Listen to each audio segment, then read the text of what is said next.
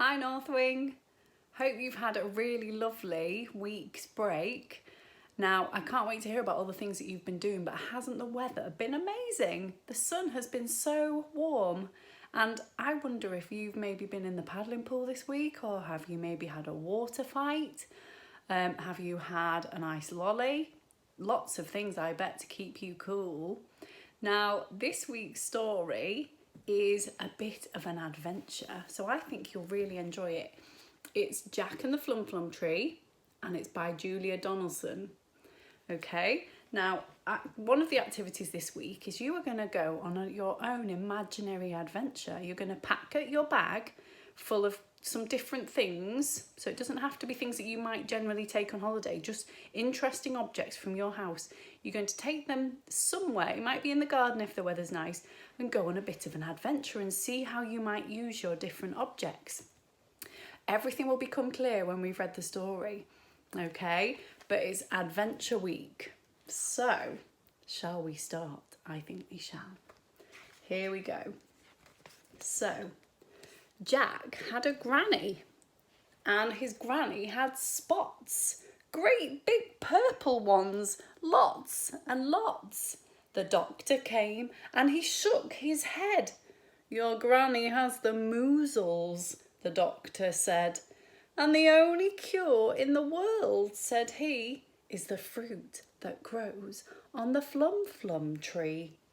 And the only place where the FlumFlum grows is the faraway isle of Blow Your Nose. It's a funny name for an island, isn't it? Blow Your Nose. So Jack built a boat, and Jack found a crew. Red Cheek Rose and Stubble Cheek Stew. And he said to Stew, and he said to Rose, we're off to the Isle of Blow Your Nose.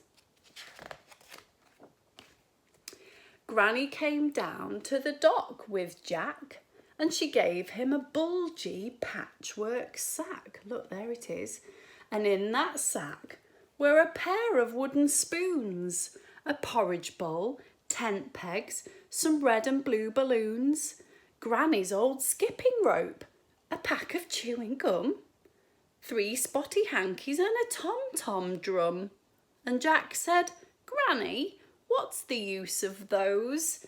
Aha, said Granny, and she tapped her nose. Wonder what he's going to use those things for. They're very strange objects, aren't they? Sharks, cried Rose. Lots, cried Stew. They'll gobble us, they'll guzzle us. Whatever shall we do? Don't get your knickers in a twist, said Jack. Let's have a look in the patchwork sack. He's very calm, is Jack, isn't he? So I wonder what is in that patchwork sack that they could use to get rid of sharks. Red balloons, blue balloons, they should do the trick. Puff, puff, blow 'em up, let 'em go quick. Then the sharks went nip and the sharks went nash, chasing those balloons with a bang, pop, splash. And look, who thought of it? Those balloons have come in useful already in the sack. Wow. A leak, cried Rose. It's wet, cried Stew. The boat is full of water. Whatever shall we do? Don't get your knickers in a twist, said Jack. Let's have a look in the patchwork sack. You can start joining in with that bit. What do you think they're going to use to help them now? Look, they've got a bit of a disaster going on, haven't they? The boat's full of water. Granny's pack of chewing gum. That should do the trick. Chew it up, stretch it out, stick it in, quick.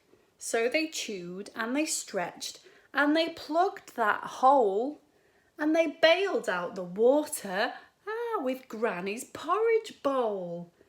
Then on sailed Jack with Stew and Rose to the faraway Isle of Blow Your Nose. Whoops, cried Rose. Help, cried Stew. I can't swim for toffee. Whatever will you do? Don't get your knickers in a twist, said Jack. Let's have a look in the patchwork sack. Poor Stu's fallen in. What are they going to do to help him? Granny's old skipping rope. That should do the trick. Hold tight, throw it out, grab the handle, quick. So they heaved and they hauled and they pulled Stu in. Good old Granny, she saved my skin.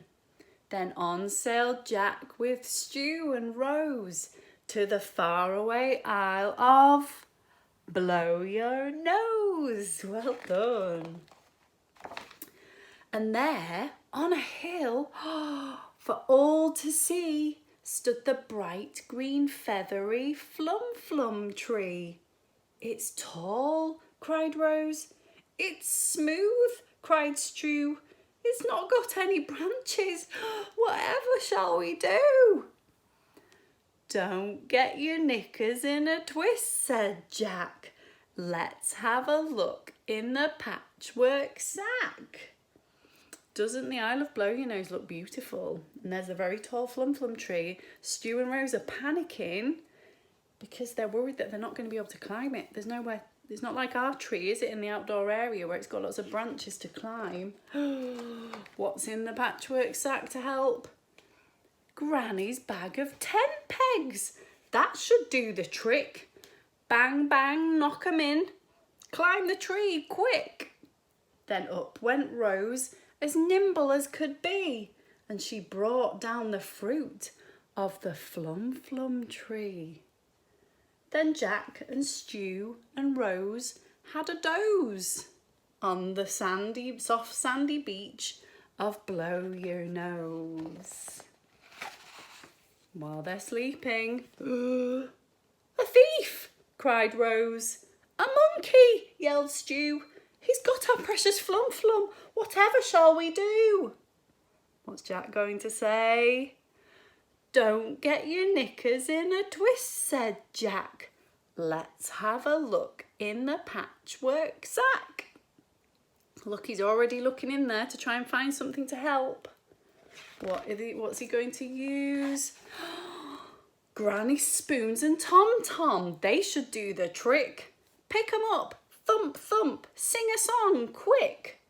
The monkey crept closer. He listened to the tunes. He put down the FlumFlum and grabbed the wooden spoons. And look, so they're quickly getting it. Then back sailed Jack with Stu and Rose all the way home from Blow Your Nose. Granny ate the FlumFlum. The measles disappeared. She's cured, said the doctor, and everyone cheered. And Jack said, thank you for the pair of wooden spoons, the porridge bowl, the skipping rope, the red and blue balloons. Thank you for the tent pegs and the pack of chewing gum. And thank you, Granny, for the tom-tom drum. But the 3 spotty hankies, what was the use of those? The hankies, silly, were to blow your nose. Of course. Why didn't we think of that, hey? Of course, look, they've all got their own spotty hanky at the end to blow their nose. Because where have they been on their adventure? To the Isle of Blow Your Nose. Brilliant. Look, the dog's just checking if there's anything left in the sack at the end. I think it's pretty empty, isn't it? Yeah, so that's the end. Did you enjoy that? Yeah? It's a really good story, isn't it? I think it's fabulous. I really love how it's got a rhythm when we're saying the story. Did you hear it? There was sort of a rhythm. Don't get your knickers in a twist, said Jack. Let's have a look in the patchwork sack. It's brilliant, isn't it? And the rhyming words as well. And the fact that a lot of the parts are repeated. So we said that don't get your knickers in a twist bit lots, didn't we? And we kept saying blow your nose. Lots of really, really good things about this story. Now, I hope you've got loads of ideas for packing your own patchwork sack. It could be a rucksack from your house. Think, it doesn't have to be things that you'd use normally when you go on holiday. Just pack it with a few interesting objects. Go on your adventure and then think of different ways of using those objects to help you. Don't forget to tell me all about it. So take loads of pictures. You're going to be doing some handwriting on a FlumFlum later on this week. I bet you never thought you'd ever be doing something like that. We've never heard of a FlumFlum before this story, have we? And loads of other exciting activities. So don't forget to keep uploading your pictures to Seesaw so I can see. And have a lovely week, and I will see you for the next video. See you later. Bye.